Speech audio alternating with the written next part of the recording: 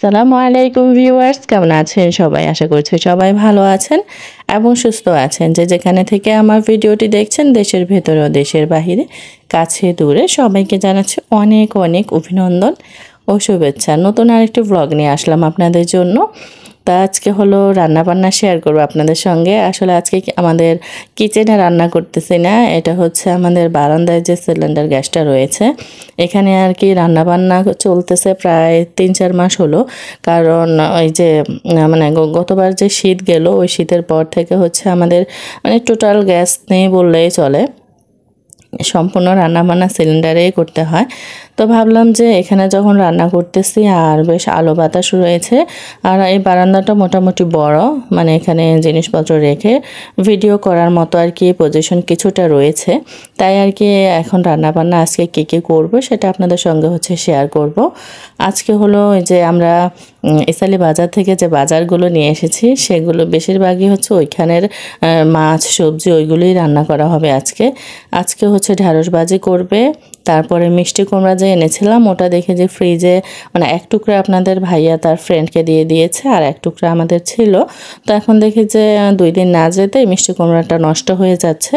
তো ভাবলাম চাক করে ভাজি করে ফেলি, তাহলে হচ্ছে সবাই ভাতের সঙ্গে খেয়ে নেবে। আর রান্না করা হবে হচ্ছে আজকে সজনে পাতা ভর্তা, দেন হচ্ছে কাঁচকলা, এগুলো আমাদের গাছের কেনা না, আমাদের যে মানে ওই বাড়িতে গাছ হয়েছে ওইখান থেকে আর কি পেরে আনা হয়েছে। তো এই কাঁচকলা দিয়ে রুই মাছ দিয়ে আর নারকেল বাটা দিয়ে আজকে রান্না করা হবে। তো আপনাদের সঙ্গে আমি আজকে রান্নাটা শেয়ার করব। আর সজনে পাতার ভর্তা অনেকে কিন্তু খেয়েছেন, আবার অনেকে খাননি, আবার দেখা যায় যে এক একজন এক একভাবে হচ্ছে খায়।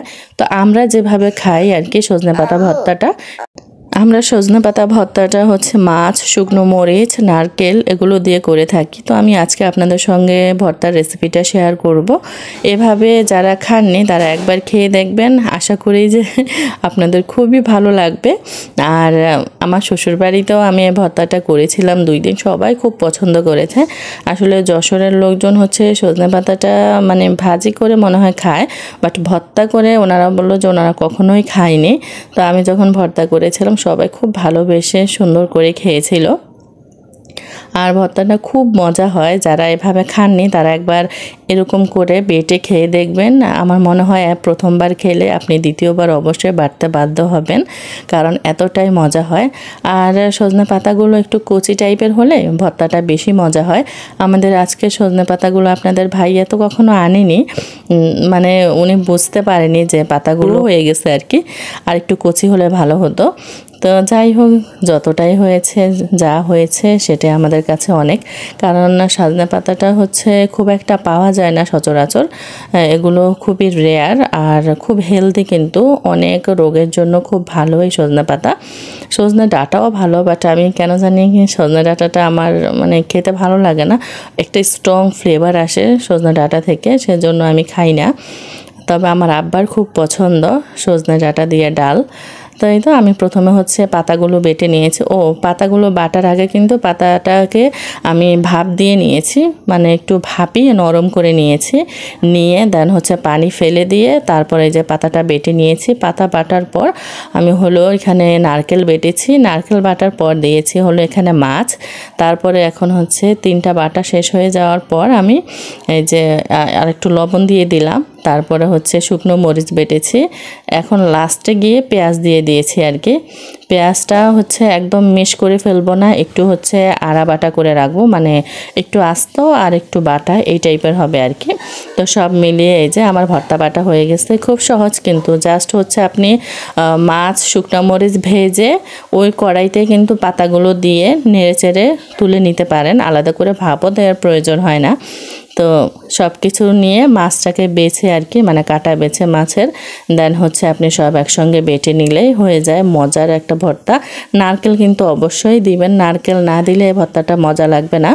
নারকেল এবং মাছের পরিমাণটা একটু বেশি থাকতে হবে পাতার চাইতে, তাহলে বেশি টেস্টি হবে। তো এই তো এখানে হচ্ছে এখন কাঁচকলা রান্না হচ্ছে। আর রান্নাটা মাঝখানে হলো একটা দুর্ঘটনা ঘটে গেছে, সেটা হচ্ছে যে পরিমাণে গরম মানে পড়েছে, দেখতেই পাচ্ছেন রোদের কি তাপ, এই রোদের তাপ দেন হচ্ছে আপনার চুলার তাপ, দুইটা মিলে মাঝপথে হচ্ছে আমার মোবাইলটা অফ হয়ে গেছে আর কিছুতেই হচ্ছে অন হচ্ছিল না। রেসিপিটা আপনাদের সঙ্গে শেয়ার করব ভেবেছিলাম, তারপর আমি মুখে বলে দিব। এখানে হচ্ছে পেঁয়াজটাকে ভেজে রসুন বাটা দিয়ে দেওয়া হয়েছে, তারপর ধনে গুঁড়ো, মরিচ গুঁড়ো, জিরে গুঁড়ো আর হচ্ছে হলুদ গুঁড়ো, এগুলো দিয়ে এখন বেশ ভালো করে মশলাটাকে কষিয়ে নেওয়া হচ্ছে। আর এখানে ফালি করে রাখা কয়েকটা কাঁচামরিচ দিয়ে দিলাম। এবার হচ্ছে ভালো করে মশলাটা কষিয়ে নেবেন। যখন মশলাটা ভালোভাবে কষিয়ে নেওয়া হয়ে যাবে তখন হচ্ছে এখানে কেটে রাখা কলা আর হচ্ছে আলু যদি চান তাহলে দিতে পারেন। আমরা মনে হয় আজকে আলু দেইনি, আমার মনে নেই।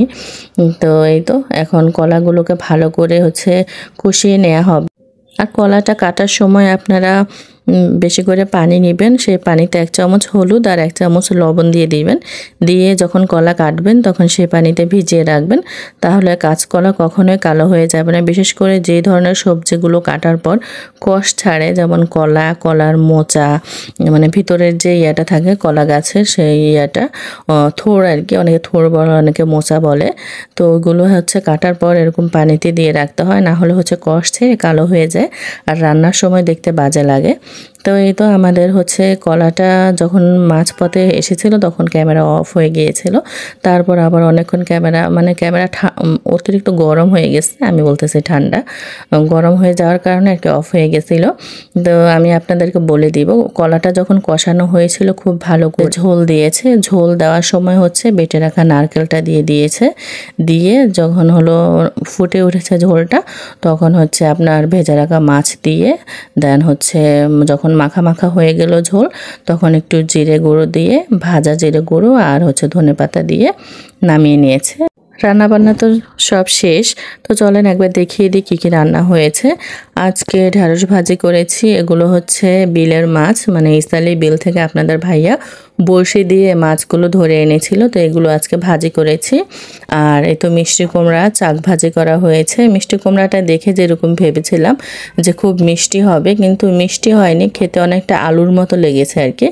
আর এই তো মজাদার একদম কি বলবো সুন্দর হচ্ছে সজনে পাতা ভর্তা, খুবই মজা। আমি বলবো আপনাদের যাদের আর কি গাছ আছে, অনেকেরই কিন্তু গাছ থাকে, আমরা আমাদের জমিতে কয়েকবারই লাগিয়েছি কিন্তু হয়নি। যাদের রয়েছে তারা একবার নিশ্চয়ই ট্রাই করবেন, এই রেসিপিটা ট্রাই করে আমাকে জানাবেন যদি মজা না লাগে আপনাদের কাছে। তো যাই হোক, ভর্তা হয়ে গেল। তারপরে হচ্ছে ওইদিকে আমার ভাই আবার এই যে আমাদের যা যা আজকে রান্না হয়েছে এর মধ্যে থেকে তার মানে পছন্দের কোনো খাবারই নেই, তাই আলাদা করে হচ্ছে অনু আবার ওর জন্য ডিম দিয়ে টমেটো দিয়ে আলু দিয়ে হলো ভাজা ভাজা করেছে, আপনাদেরকে দেখিয়ে দিয়েছি। ফ্রাই প্যানে ছিল আর কি ওইদিকে, তো ওর জন্য ওইটা করা হয়েছে। আর এখানে ওই যে কলা রান্না করেছিল, মানে সব মিলে আজকে অনেক রকমের রান্না বান্না হয়েছে। তো দুপুরে খাওয়া দাওয়ার পর হচ্ছে আর তেমন কোনো ভিডিও করিনি। আর সন্ধ্যাবেলা হচ্ছে আমার আন্টি পাখির বাসা ডেজার্ট তো বানিয়েছিল, সেটাই আমি আর কি আপনাদের সঙ্গে শেয়ার করতেছি। আপনারা যদি চান রেসিপিটা আপনাদের সঙ্গে শেয়ার করতে তাহলে করতে পারি, এটা অনেক আগে ভাইরাল হয়েছিল, বাট আমাদেরও খুব ইচ্ছে হলো যে একটু খাই। তা আন্টিকে বলতেছিলাম কয়েকদিন যাবত, আন্টি বানাবে বলতেছিল চ্যানেলের জন্য রেসিপি, বাট বানিয়ে উঠতেছিল না। তো আজকে বললাম যে আজকে বানাতেই হবে, তো বানিয়েছে, খুবই মজা। আপনারা বাসায় ট্রাই করবেন। লম্বা সেমাইগুলো থাকে না, যেগুলো দিয়ে আমরা সেমাই জর্দা করে থাকি, তারপর দুধ সেমাই রান্না করি, সেই সেমাইটাকে হচ্ছে আপনার ঘি কনডেন্স মিল্ক দিয়ে হচ্ছে নাড়তে নাড়তে একটু আঠালো ভাব হয়ে আসলে তারপর হচ্ছে যে কোনো পাত্রতে রেখে শেপ দিয়ে নিলে আর কি এরকম শক্ত হয়ে যায়, বাহিরের যে খোলটা ওটা শক্ত হয়ে যায়। তারপর হচ্ছে কাস্টার্ড রান্না করে ভিতরে দিয়ে দিলে হয়ে গেল পাখির বাসা। খুব মজা আর খুব সহজ একটা রেসিপি, আপনারা চাইলে আমি আপনাদের সঙ্গে রেসিপি শেয়ার করতে পারবো। তো এই তো এখন সবাই মিলে হচ্ছে আমরা খেয়ে নিব।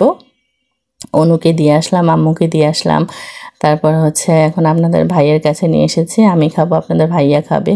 আন্টির ছিল কিন্তু আন্টি বলতেছে খাবে না, মানে যে রান্না করে তার মনে হয় সেই খাবারটা খেতে কমই ইচ্ছে করে, জানি না কেন। অনেক সময় দেখা যায় প্রচুর পরিমাণে মাছ টাছ কাটাকাটি হলে ওই দিন মাছ রান্না হলে আর খেতে ইচ্ছে করে না। তো সেরকমই আর কি হয়েছে, খুবই মজা হয়েছে। আপনারা রেসিপি চাইলে আমিও শেয়ার করতে পারি বা আমার আন্টির চ্যানেলে গিয়েও দেখে আসতে পারেন। তো আপনাদের ভাইয়া হচ্ছে দুপুরে খাওয়া দাওয়ার পরে আবার গিয়েছিল মাছ ধরতে, ওই বিলে, ইসালি বিলে গিয়েছিল। এখন আপনাদের ভাইয়া বেশিরভাগ ওইখানেই যায়। আগে হচ্ছে আমাদের এই দিকে ময়রানে মানে এইসব দিকে মানে মাছ ধরার জন্য যেত, বাট এখন হচ্ছে সে ওই জায়গায় যায়। জায়গাটা দেখতে সুন্দর আর বিশাল বড় বিল, তো ছোটো মোটো মাছ টাছ পাওয়া যায়। আর মাছ ধরা হচ্ছে আপনাদের ভাইয়ের একটা নেশা, অনেকের অনেক ধরনের নেশা থাকে, এটা হচ্ছে তার নেশা। তো আপনাদের ভাইয়া দুপুরের পর থেকে সন্ধ্যা পর্যন্ত এই পুঁটি মাছগুলো পেয়েছে।